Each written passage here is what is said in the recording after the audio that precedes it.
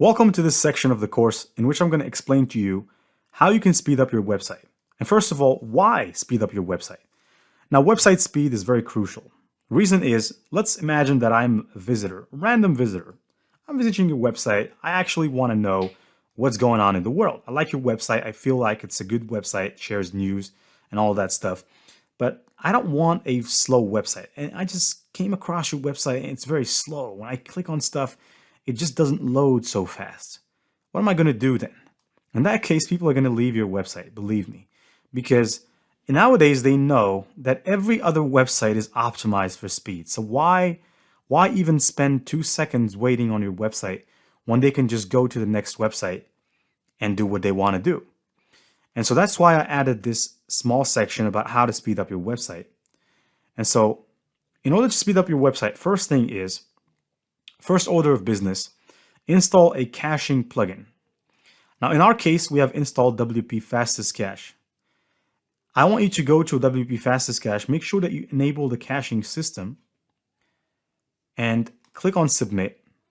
And from time to time, go over here and clear cache. And this is one way to speed up your website.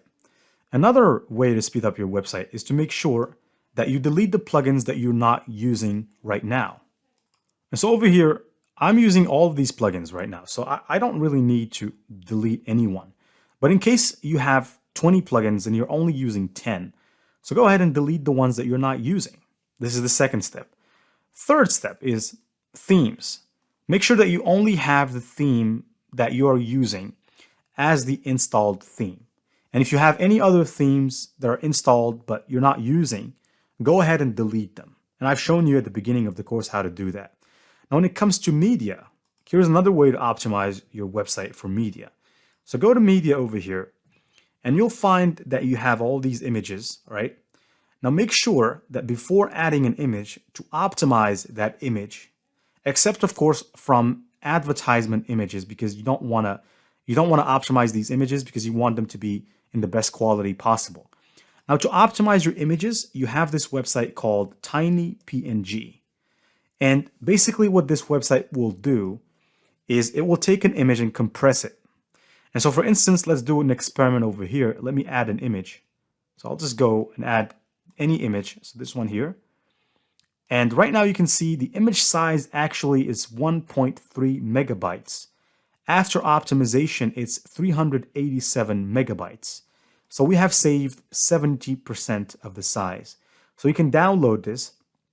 And right now, this is the image that you should add on your WordPress website. The reason is because this image is 70% optimized.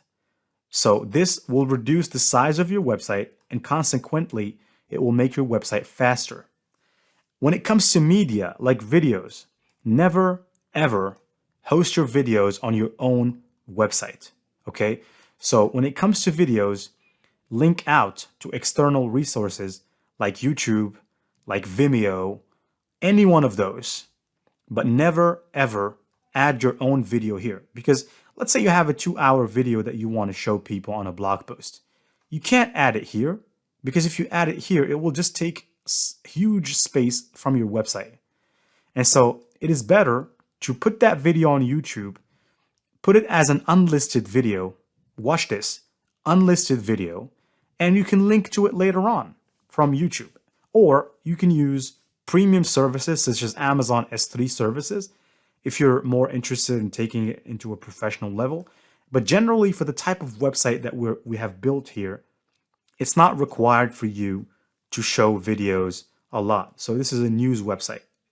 We're not going to have a bunch of videos on our website. And finally, another thing is you can use WP Fastest Cache to connect your website to a CDN like Cloudflare. Now, if I click here, CDN by Cloudflare, here I'm required to add a API token. And so in the next lecture, I'm going to show you how you can connect your website with a CDN. But the first thing is, why a CDN and how does it make my website faster? Now, here's what a CDN is best used for, or why is it great. Now, let's imagine that your website is hosted in San Francisco, in a server in San Francisco. But someone might be searching for your website from a very, very far away country, Let's take, for example, I don't know, maybe Russia, right? Let's say someone is searching for your website from Russia. The load time, or the time it will take for your website to load for a person searching from Russia about a website that is stored in a server in the US, is much bigger than the time to load that it will take a person looking for your website from San Francisco or from areas in the United States.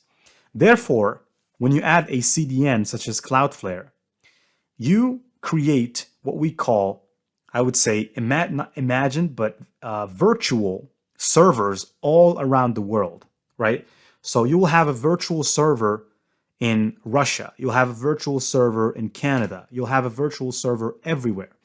So that when a person is searching from Russia, the website is not going to be loaded from your original server. It will be loaded from that virtual server that is in Russia, therefore making it faster for your website to load for people in different locations around the world.